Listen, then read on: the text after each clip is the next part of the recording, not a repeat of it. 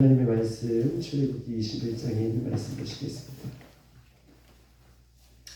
출애굽기 21장 1절로 11절까지 있는 말씀. 출애굽기 21장 1절로 11절까지 있는 말씀 보시겠습니다. 우리 한 절씩 좋아요 합독하시겠습니다. 교독하시겠습니다.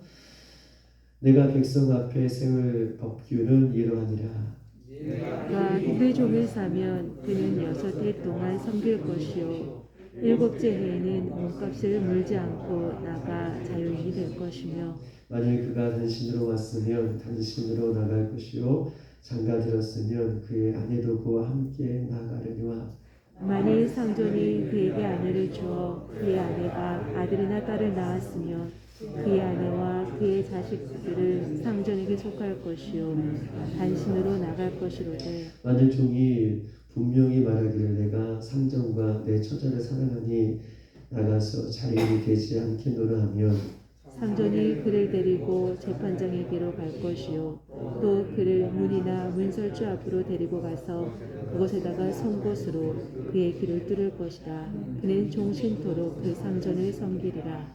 사람이 자기의 딸을 여종으로 팔았으면 그는 남종같이 나오지 못할지며, 만일 상전이 그를 기뻐하지 아니하여 상관하지 아니하면 그를 속량하게 할 것이나 상전이 그 여자를 속인 것이 되었으니 외국인에게는 팔지 못할 것이요 만일 그를 자기의 아들에게 주기로 하였으면 그를 딸같이 대우할 것이요, 만일 상전이 다른 여자에게 장가들지라도 그 여자의 음식과 의복과 동침하는 것은 끊지 말 것이요 같이 그가 이 세 가지를 시행하지 아니하면 여자는 속전을 내지 않고 거저 나가게 할 것이니라.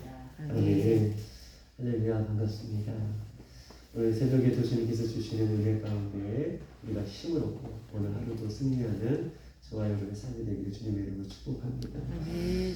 출애굽기 20장에는 하나님께서 십계명을 이스라엘 백성들에게 주심으로 말미암아 가장 뼈대가 되는, 가장 기초가 되는 그런 말씀으로 이스라엘 백성들이 이제는 애굽의 종되었던 삶 속에서 그 말씀의 기초에서 삶을 구체적으로 살 것을 하나님께서 말씀해 주시기는 이 십계명의 말씀을 가장 기초가 되고 가장 뼈대가 되는 말씀을 이스라엘 백성들에게 주셨습니다. 그리고 오늘 21장부터는 그 뼈대 위에 더 구체적으로 삶 가운데 하나님의 말씀대로 어떻게 살아갈 것에 대한 부분들을 아주 구체적으로 21장부터 22장 계속해서 거쳐서 하나님께서 세부적인 말씀으로 이스라엘 백성들로 하여금 하나님의 백성들에게 구체적으로 어떻게 살아갈 것에 대한 부분들을 그 십계명 위에 뼈대로 오늘 계속해서 삶 속에서 일어나는 하나님의 말씀을 우리가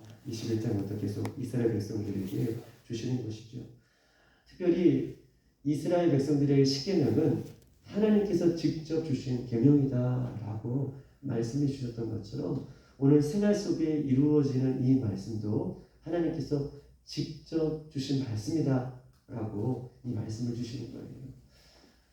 법을 우리가 제정하고 또 법을 만들 때에는 그 법을 누가 만드냐에 따라서 법의 권위가 세워지는데, 사람이 만든 법도 그 권위 때문에, 법의 권위 때문에 모든 사람이 법을 지키려고 하지 않습니까? 법을 사람이 만들어도. 그런데 하나님께서는 하나님께서 법을 만들었다 라고 말씀해 주고 계셔요. 십계명의 법도 하나님께서 만드시고, 오늘 생활 속에서 일반법, 오늘 시민법이라고 하는 이 일반법, 시민법도 하나님께서 제정해 주셨다라고 하기 때문에 이 말씀의 법, 시민법, 일반법, 십계명 이런 법들은 세상의 법보다 더 권위가 있습니다. 그래서 반드시 지켜야 할 성경은 우리에게 말씀해 주시고 계시면서 오늘 그 하나님께서 이스라엘 백성들에게 주시고 우리에게도 주신 이 말씀의 법의 권위 앞에 우리가 무릎을 꿇고 그 말씀을 있는 그대로 지켜나갈 수 있는 복된 우리의 삶이 되기를 주님의 이름으로 축복합니다. 오늘은요, 첫 번째 1절부터 오늘 보면 11절까지의 모습을 보았어요. 노예 제도에 관한 규례라고 흔히들 말하면서 노예가 생겼을 때 노예로 삼았을 때에 그러면 노예는 어떻게 처리하고 어떤 법을 따라서 이 노예를 관리해야 되는가에 대한 노예법에 대해서 오늘 본문은 이야기하고 있는 것입니다. 그래서 1절과 6절에는 남자 노예에 대한 부분을 가르치고 7절과 오늘 마지막 11절까지는 여자 노예에 대한 여자 종에 대한 부분들을 나누어서 본문은 설명하고 있는 것입니다. 우리 한번 2절을 다 같이 한번 읽어볼까요? 2절 시작. 내가 히브리 종을 사면 그는 6해 동안 섬길 것이요 7째 해에는 몸값을 물지 않고 나가 자유인이 될 것이며. 아멘. 히브리 종을 사면 그는 6해 동안 6년 동안 섬기고 7년 되는 해에는 몸값을 지불하지 않고 자유의 몸이 될 것이다 라고 하나님께서는 말씀하고 있고 그 종이 남자 종에 대한 부분들을 이야기하고 있습니다. 히브리 종을 사면 노예로 삼고 그 종에 대한 부분들을 구체적으로 어떻게 해야 되는가. 여러분 보세요. 노예의 제도는 이 이스라엘 백성들뿐만 아니라 히브리 이스라엘 백성들뿐만 아니라 그 당시에 고대 근동 이 지역에서도 이 노예 제도가 만연되어 있었어요. 그럼에도 불구하고 이 고대 근동 사회에서는 하나님을 믿지 않는 사람들은 한 번 노예는 영원한 노예예요. 한 번 주인에게 예속된 노예는 풀려지지 않고 대대로 그 노예가 답습이 되어서 상속이 되어서 그 다음 태어나는 아이들도 부모의 노예처럼 그 아이들도 계속해서 노예로 살아갈 수밖에 없는 그 법이 고대 근동 지방에 살고 있는 사람들의 법이다. 우리 인도에 카스테 주저가 있던 것처럼 브라만이 최고의 높은 계급이라면 그 밑에 사람들은 계속해서 그 낮은 계급으로 살아가야 되는 것처럼 고대 근동 지방에는 그런 노예 제도가 있는데, 그러나 하나님을 믿는 사람들의 백성은 다른 법을, 하나님의 법을 이야기하면서 노예로 살았으면 6년 동안 그 노예가 열심히 주인을 섬길 것이고 마지막 해에는 7년째 해에는 안식년의 해에는 그 노예를 자유롭게 풀어줄 것이다 라고 말씀하고 있는 것입니다.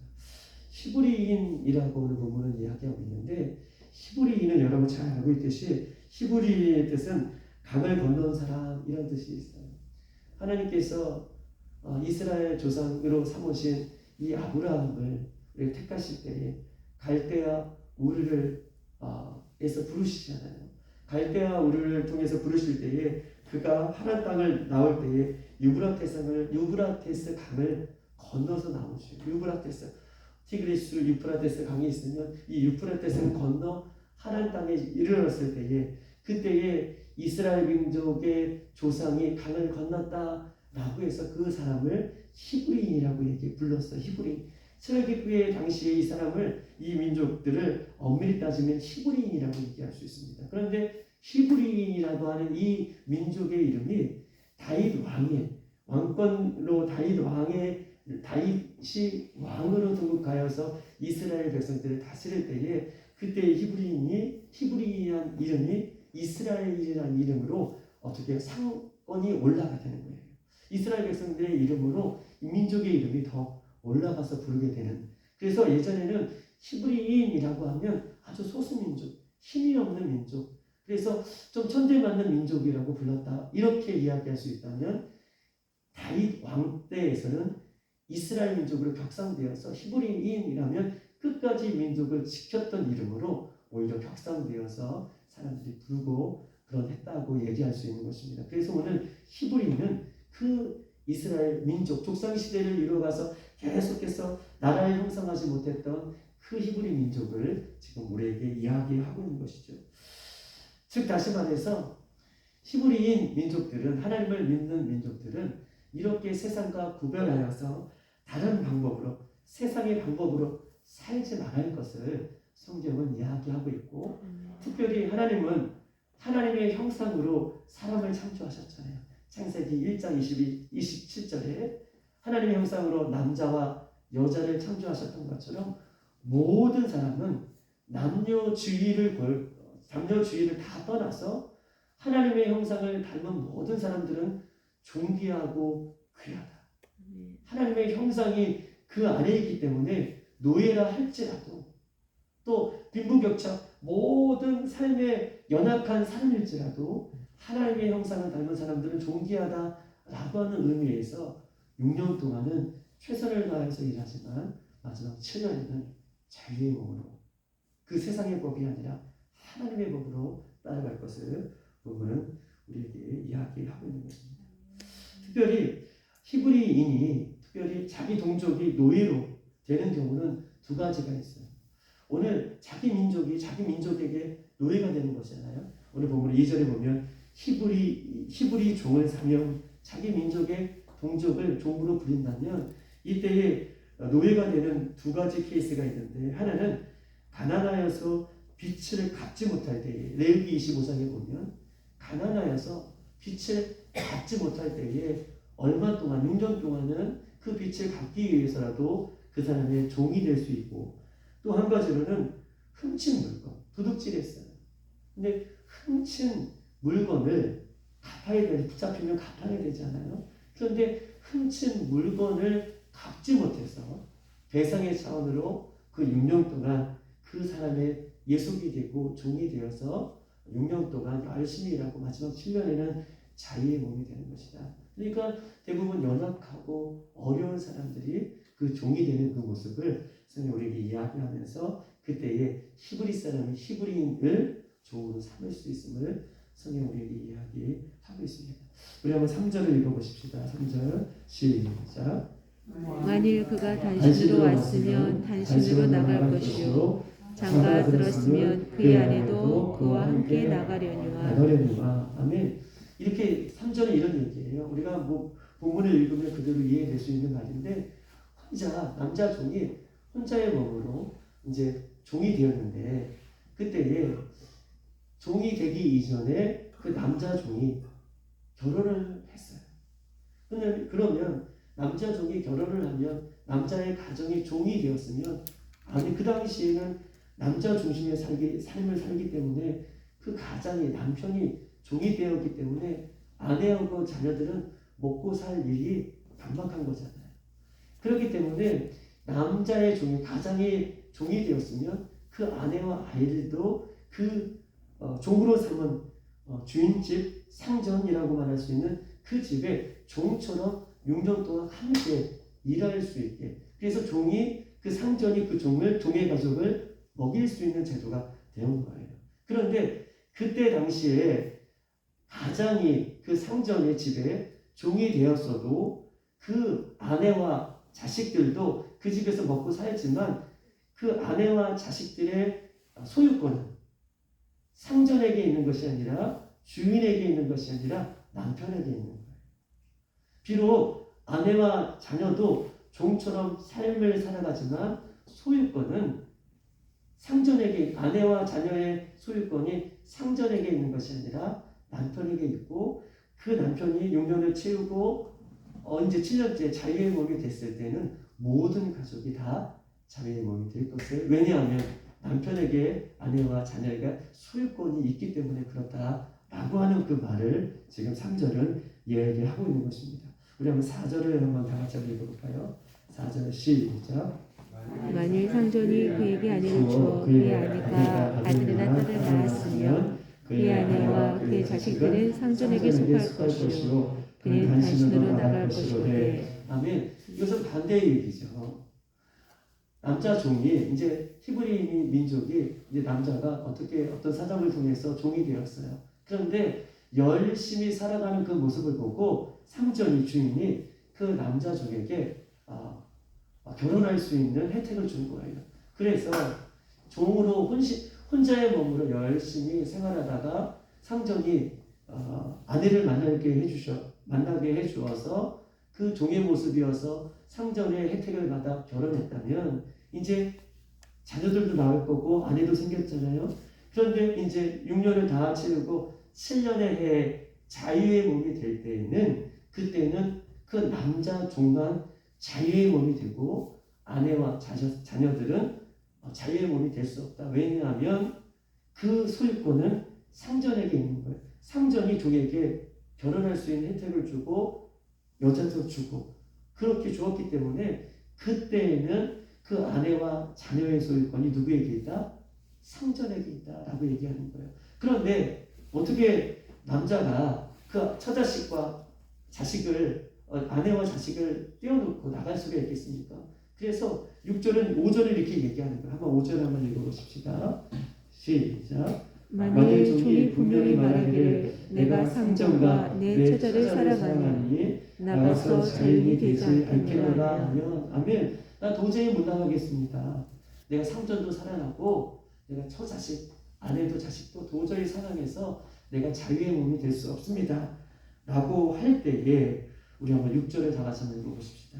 시작. 상전이 그를 데리고 재판장에게로 갈 것이요 또 그를 문이나 문설주 앞으로 데리고 가서 그에게다가 송곳으로 그의 귀를 뚫을 것이라. 그는 종신토록 그 상전을 섬기리라. 아멘. 오늘 6절에 보니까 상전이 그를 데리고 재판장으로 갈 것이고 그 문설주에 그 앞에 서게 하고 그 귀를 송곳으로 문설주라고 하면 문을 여달 수 있는 그 기둥을 얘기하고 있잖아요. 그 기둥에다가 귀를 대어서 송곳으로 그 귀를 뚫으면 표시인 거지. 그 고대 근동 지방에는 이마에도 표시를 하고 여러 가지의 표시로 그 종이다라고 하는 표시했던 것처럼 그 종이 상전을 떠나지 않기를 사모하고 그 종이 내가 상전 밑에서 영원히 살기를 원한다면 어떻게 해요? 그 종을 데려다가 문설주에 귀를 대고 송곳으로 뚫어 영원히 종신토록 이 사람은 나의 종이다 라고 하는 표식으로 삼았다는 거예요. 그런데 6절에 보면 우리 한번 재판장 앞에 각주 1이 써 있잖아요. 1하고 가로가 써 있잖아요. 각주 1을 한번 보십시다. 각주 1을 보면 뭐라고 써 있죠? 하나님이라고 맨 밑에 각주 1을 하고 가로 1하고 하나님이라고 써 있어요. 각주에. 우리 재판장 앞에 가로 1하고 써 있는 것처럼 맨 밑에 가로 1이라고 적혀져 있는 거 찾아보면 그 밑에 하나님이라고 써 있습니다. 즉 상전은요 하나님이라고 하는 즉 상주 보세요. 여기 재판장이라고 하는 이 하나님이라고 써 있는데 상전은 하나님의 이름으로 그 종을 자기의 종으로 삼는다는 거예요.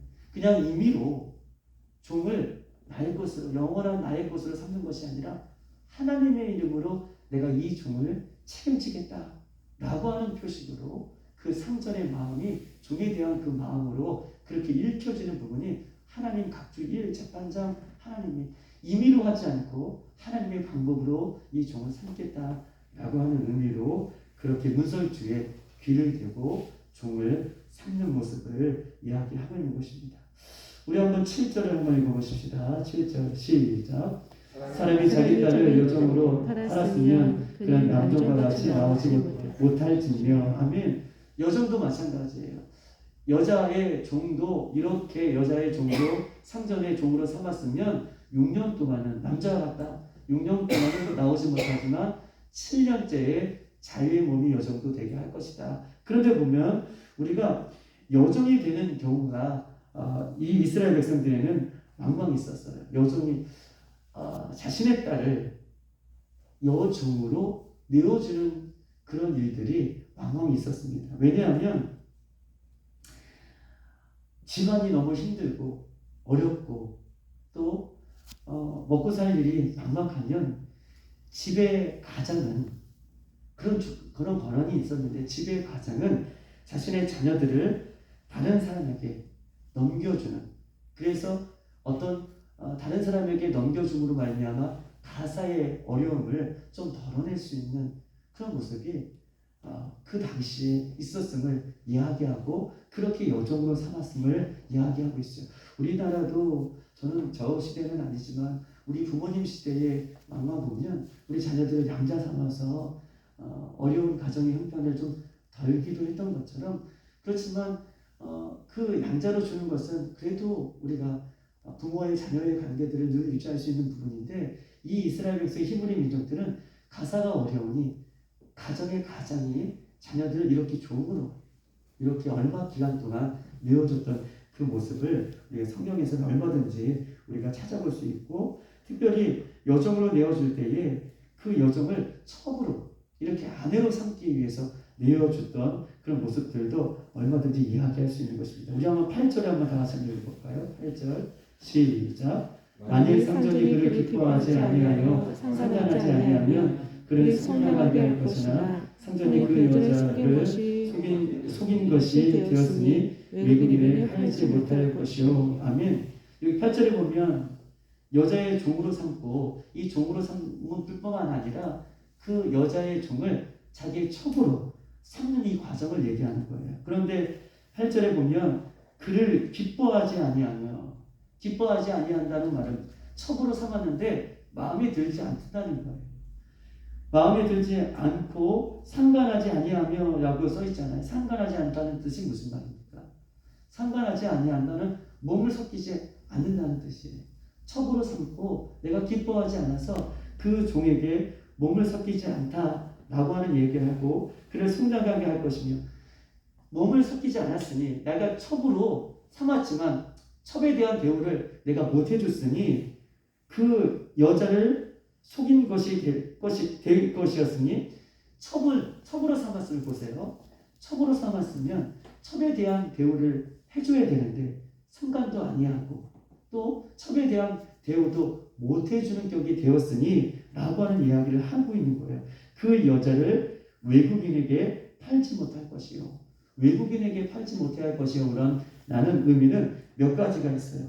주인이 첩으로 삼은 이 여정이 마음에 들지 않아 상관하지 아니하고 동침하지 아니하고 주인이 첩을 인정하지 않았으니 이럴 경우에는 첩인데 나의 아내인데 내 아내로 인정하지 않을 경우에는 외국인을 제외한 동족에게는 팔 수 있어요. 내 아내이지만 내가 이 아내를 기뻐하지 않아요. 내가 마음에 들지 않아요. 그리고 몸도 섞이지 않았어요. 또 대우도 잘 못하겠어요. 그러면 외국인에게 팔지 않고 히브리인 자기 동족에게는 팔 수 있는 그런 배경들이 좀 있었고요. 그 다음에 그것이 오늘 9절부터 이야기하고 싶은 것이죠. 그리고 자기 아들에게 넘겨주는 그런 케이스가 있었어요. 한번 9절에 한번 읽어보십시다. 시작. 만일 그를 자기 아들에게 주기로 하였으면 그를 딸같이 대우할 것이요. 하면 외국인에게 팔지 못하니 외국인에게 넘겨주지 못하니 그의 상인 그 상전의 아들에게 그의 딸을 첩으로 삼은 그 종을 넘겨줍니다. 그런데 넘겨줌에도 불구하고 아들에게도 버림을 받았다면 우리 10절을 얘기하는 거예요. 10절을 다 같이 한번 읽어볼게요. 시작. 만일 상전이 다른 여자에게 장가될지라도 그 여자의 음식과 의복과 동침하는 것을 끊지 말 것이며 하면 아들에게도 버림을 받았다면 10절에 그의 모든 삶을 생계뿐만 아니라 모든 의복과 모든 삶의 여정 부분들을 끝까지 상전이 책임질 것이다. 마음에 안 들어도 버리지 말고 그 여인을 끝까지 책임져 줄 것이다 라고 하는 내용이 오늘 본문 전체적인 11장까지의 내용인 거예요. 남자 정도 역시 마찬가지고 여자 정도 역시 마찬가지다. 저는 오늘 본문을 보면서 그냥 이 법, 시민법, 노예법, 어떤 일반법 하나님께서 제정해 주신 것, 이 법을 좀 얘기하고 싶은 것이 아니라 이 법을 통해서 우리에게 주신 교훈은 세상은요 보잘것없는 사람을 멀리하고 때로는 힘이 없는 사람을 무시하기도 하고 연약한 사람을 가까이 두기를 원치 않습니다. 우리 예수님은 우리에게 누누이 말씀해 주셨듯 우리 좋으신 예수님은 가부와 고아와 병든 사람을 사랑하고 그들과 함께 하시고 그들을 고쳐주시고 그들의 마음을 늘 위로하셨죠. 이사야 42장 3절 사랑할 때를 꺾지 아니하시고 꺼져가는 등불도 끄지 아니하신다. 그런 신분을 막론하고 우리 하나님은 하나님의 형상을 닮은 영혼들을 끝까지 사랑해 주시는데 어디까지 사랑하시냐? 자기의 아들을 내어주시기까지 십자가에서 그 아들을 내어주시기까지 우리를 사랑하시고 우리를 품어주시는 그 하나님이 우리 하나님인 것을 본문은 우리에게 이야기하고 있는 것입니다. 또한 두 번째 우리에게 주시는 그 마음은 이스라엘 백성들은요 애굽의 노예와 종으로 평생을 살아가는 비전 없는 삶이었죠. 430년 동안 애굽의 종으로 노예로 평생을 그렇게 앞을 볼 수 없는 비전이 없는 그런 삶을 살았습니다. 백성이었습니다. 그러나 하나님께서는 이스라엘 백성들을 홍해를 건너게 하셨어요. 홍해를 건넜다는 것은 여러 가지 의미 있는데 홍해 속에서 홍해 앞바다 속에서 하나님은 그들에게 물로 세례를 주셨어요. 물로 세례를 주셨다는 의미는 과거의 옛사람, 과거에 이스라엘 백성들이 430년 동안 노예로 살았던 옛사람은 죽고 그 물에서 하나님께서 세례를 베푸시는걸 말미암아 가나안 땅, 약속의 땅, 저 천국으로 갈 수 있는 옛사람은 죽고 예수님과 동행하는 천국의 소망을 품고 가는 그런 백성으로 새 사람을 있게 해주시는 그 은혜를 이스라엘 백성들은 지금 받고 있는 것입니다. 할렐루야. 430년 동안 종되었던 이스라엘 백성들에게 예수님이 죽으심으로 말미암아 세례를 베풀어 주심으로 말미암아 옛사람으로 살아가는 것이 아니라 노예로 살아가는 것이 아니라 연약한 모습으로 살아가는 것이 아니라 하나님의 백성으로 예수님의 소유로 그렇게 살 것을 오늘 우리에게 말씀하고 있는 것이죠. 그러므로 옛사람은 죽고 새 사람이 된 예수 그리스도를 통해서 새 사람이 된 우리들은 이 세상에서 구별된 방법으로 살아가기를 원하시는 것입니다. 이제 종의 습관을 버리고 종의 언어를 버리고 종의 생활 방식을 버려라. 종되었던 습관들을 좀 버리고 아직도 종의 언어로 갖고 있는 이 종의 언어도 버리고 종의 생활 방식도 버리고 예수님의 자녀답게 예수님의 것으로 예수님의 인생을 사는 그런 인생으로 그렇게 살 것을 성경은 우리에게 이야기하고 있는 것이죠. 십자가 위에서 나의 생명을 갑주물해 주시는 그 예수님의 은혜로 이제 종되었던 습관들을 좀 버리고 그런 사고들도 버리고 그런 언어들도 버리고 그런 생활 습관들도 버리고 이제 새 사람의 모습으로 살 것을 성경 우리에게 말씀하고 있는 것입니다. 이사야 43장 1절 야곱아 너를 창조하신 여호와께서 이제 말하느니라 이스라엘아 너를 조성하신 자가 이제 말하느니라 너는 두려워하지 말라 내가 너를 구속하였고 내가 너를 지명하여 불렀다니 너는 내 것이라 너는 내 것이라 우리는 세상의 것이 아니라 이제 세상의 멍에를 지고 가는 이 세상의 방법으로 따라가는 사람이 아니라 하나님의 방법을 최우선순위로 두어서 따라가는 너는 내 것이라 하나님의 소유가 된 줄 믿습니다. 우리는 하나님의 것입니다. 여러분 힘내세요. 우리 하나님의 것이에요. 여러분 힘내세요. 끝까지 포기하지 말고 끝까지 힘주어서 우리가 주님의 것으로 살아갈 수 있는 저와 구별되고 거룩한 삶을 오늘도 살아가는 저와 여러분에게 주님의 이름으로 축복합니다. 이 시간 한번 기도하십시다.